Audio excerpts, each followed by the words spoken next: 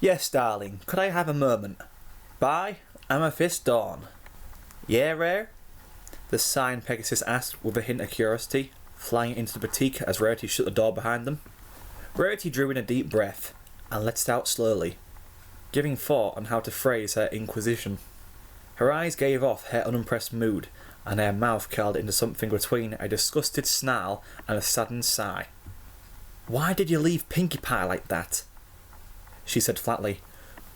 We could have found Applejack after you simply turned around, and getting us. Why did you think running off and leaving us in the sweltering hot desert was a good idea? She asked, her pitch lowering with her head on her emphasis on the desert. Rainbow rolled her eyes with a disinterested pfft. Like that even matters, and turned to leave. Her tail was easily caught in Rarity's aura.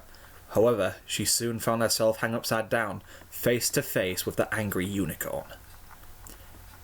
Do you care to explain? Because you're not leaving here until you do, you know. Rarity deadpanned, while also managing to sneak in an intimidating growl. Rainbow lazily rested her hoof on Rarity's muzzle, with dulled eyes. She just hung for a minute in silence, until she spoke in a tone that betrayed that she was hardly thrilled with the conversation. I thought you could stand to lose a few pounds with a little harmless exercise, seeing as how you're always on a diet of some kind, or nagging about your weight, and that train food got you looking like a marshmallow with legs, she said dryly. So, you're welcome. Can I go now? Rarity had her refocus herself and close her gaping jaw before responding in a chastising tone. Convincing and insulting as your point may be, I'm simply not buying it. Knowing you, Rainbow Dash, you rather would have preferred to pay for 10 cakes on the way home and tempted me into eating them, with me getting harmless exercise as a desperate last result, so spill it. Rainbow rolled her eyes and spoke again in a slightly more irritated tone. Fine, I just wanted to hassle you into seeing what it's like to be physically active for a short time, so you'd respect why I have such a packed nap schedule throughout the week. Rarity didn't believe her, but she didn't know why.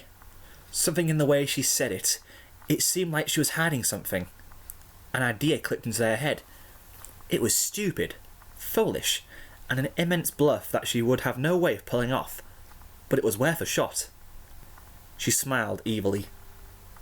You haven't read the latest Daring Do book yet, have you? She inquired. Rainbow's head whipped around. What? Rarity went for the kill. She lifted her right eyebrow and tilted her head so that her right eye dominated most of Rainbow's focus. She pooched out her lower lip, and her eyes sparkled. Would you like to know how it ends? She offered. You wouldn't, Rainbow hissed, before quickly losing her cool. Would you? Try me. Rainbow was sweating profusely, expose her inner emotions to another pony, or keep Daring Do and the Crystal Skull a worthy read. Toughest decision. All right, fine, she shouted, catching Rarity off guard, enough to let her drop the poor Pegasus.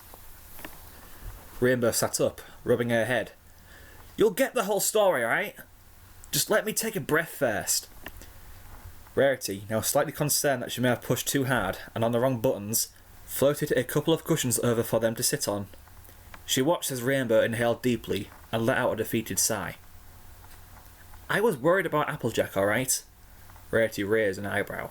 That's hardly something to be ashamed of, Rainbow. No, I was worried that I'd never see her again if she got away. You seem like you thought we'd have found her again, but I wasn't willing to take that chance. Applejack is the oldest friend I made in Ponyville, and she and I have always been close, in our own ways. We often held competitions, personal wrestling matches, races, the like. Did you know she's the only pony to beat me at a hoof wrestle? Well, or anything for that matter. I couldn't risk letting my closest friend fly off into the sunset with the chance of me not ever catching up. It would leave a pit in my heart deeper than the one left by anything else. I couldn't let her go. I just couldn't let her disappear. Not without trying my best to help her. Rarity raised an eyebrow. This heartfelt confession was certainly not what she expected. She didn't expect anything in particular. Mind, but she definitely didn't see that coming. And, well... Rarity's head snapped back up, as she heard Rainbow start muttering again. As far as leaving you behind on the way home, I was too busy congratulating myself and finding Applejack. Too relieved to see that she was coming back to stay for good, that I forgot to even consider remembering, well, about you guys, she admitted sheepishly, looking at her hooves. I'm awfully sorry, Rare, but I just forgot.